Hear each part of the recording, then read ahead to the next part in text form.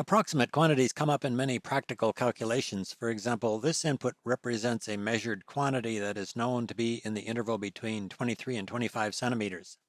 This input uses an interval expression, which is one of several ways of representing approximate quantities in the Wolfram language. Approximate quantities like this can also be used in calculations. For example, if that measurement is the radius of a ball, this input gives the volume of the ball. The uncertainty in the radius propagates through the calculation to give another interval expression that represents the uncertainty in the result. Input form of the result shows that the units have been factored out so that the argument in interval is a list of numbers.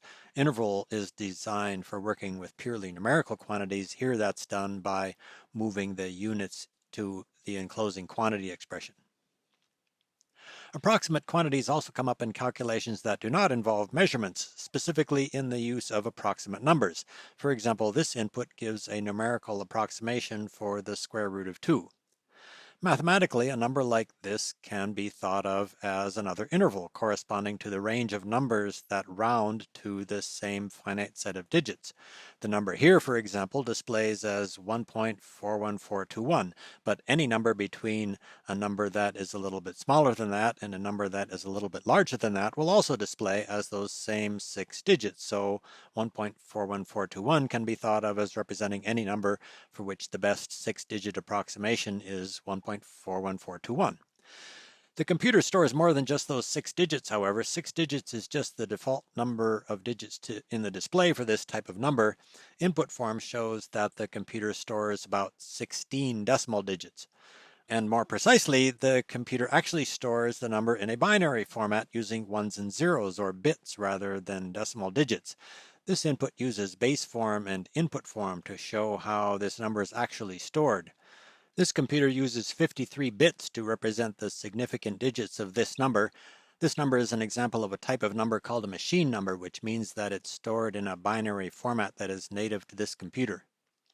Regardless of the details of how the number is stored, any number with a finite number of digits can be thought of as an interval. In this example, the same machine number with the same 53 bits will be used to represent any numeric quantity that falls between a number that is 1 bit bigger and 1 bit smaller. All 3 of these numbers display with the same 6 decimal digits, but they differ by a small amount. That small amount can be seen by subtracting the original number. This subtracts the original number from the number that is 1 bit smaller, and this subtracts the original number from the number that is 1 bit bigger. The magnitude of that difference is a number called machine epsilon, which is a number that sometimes comes up in detailed numerical analysis.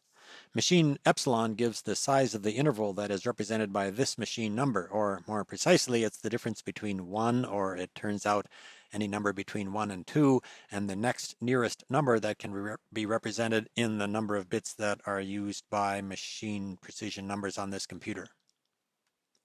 The word precision here refers to the number of significant digits in a number. Precision can be thought of as another way of describing the size of the interval. The precision function for machine precision numbers returns the special symbol machine precision. On this computer, the numerical value of machine precision is about 16 decimal digits. Precision is given in base 10 rather than in base 2, so this is the number of significant decimal digits rather than the number of bits. Dividing by the base 10 logarithm of 2 gives the precision in bits. As already noted, this computer uses 53 bits for machine numbers, which is equivalent to about 16 decimal digits, which is why input form for machine precision numbers displays by default with 16 decimal digits. A related concept is accuracy, which gives the number of significant decimal digits to the right of the decimal point.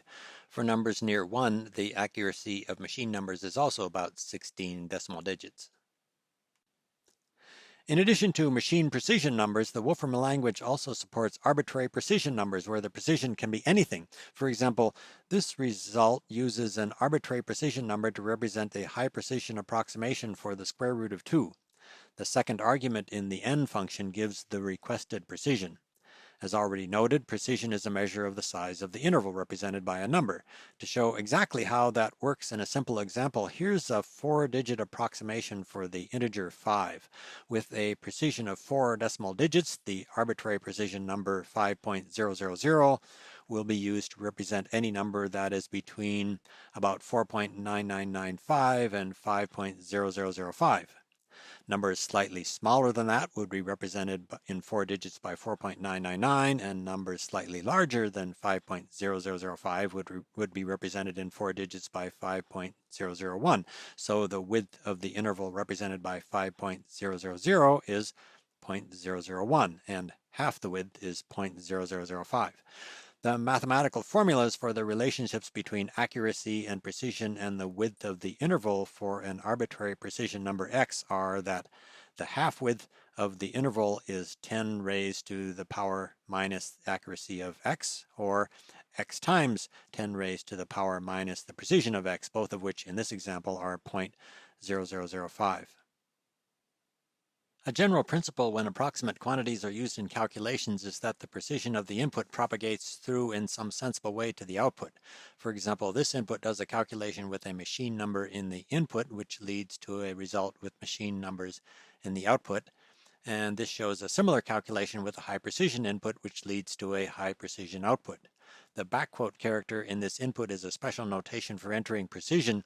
The digits before the backquote give the significant digits of the number, and the digits after the backquote give the precision. The number in this example has 50 digits of precision.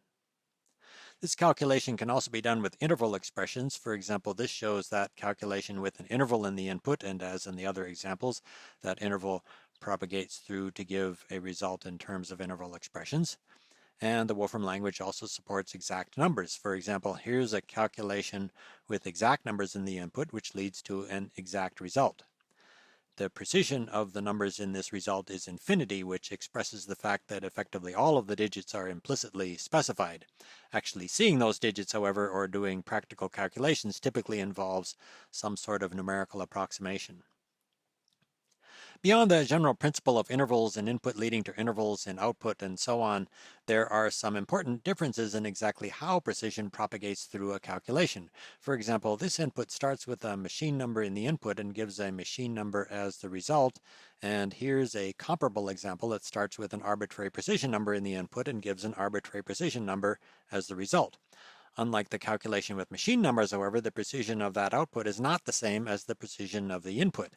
The argument of the cosine function has a precision of 32, and the precision of the result shows that several digits of precision were lost in the calculation.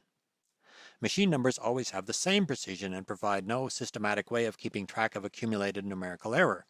In contrast, the precision of arbitrary precision results is automatically adjusted to show the precision that is mathematically justified by the precision of the input and by any precision that might be gained or lost in the calculation. In some calculations, the change in precision can be quite large. Arbitrary precision calculations often provide a useful way to check which digits in a machine number result are correct.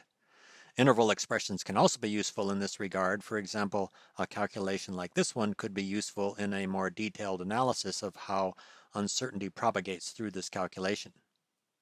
There are also examples where simply increasing the precision is useful. This plot, for example, which is computed using machine numbers, shows strong effects of numerical error. A much more accurate plot can be obtained by using the working precision option to increase the precision, which causes points along the plot to be computed using arbitrary precision numbers. Despite their limitations, machine numbers are adequate for most applications, and calculations with machine numbers have the distinct advantage of being faster and using less computer memory. For example, byte count shows that an arbitrary precision number uses about 5 times as much memory as a comparable machine number.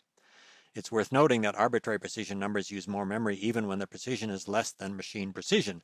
The number in this input, for example, has only 10 digits of precision, which is less than the precision of machine numbers, but the arbitrary precision number still uses more memory. Unlike machine numbers, which store only the digits of the number, arbitrary precision numbers also store the precision and include provisions for storing an arbitrary number of digits and a potentially large exponent, and all of those things use computer memory regardless of the precision.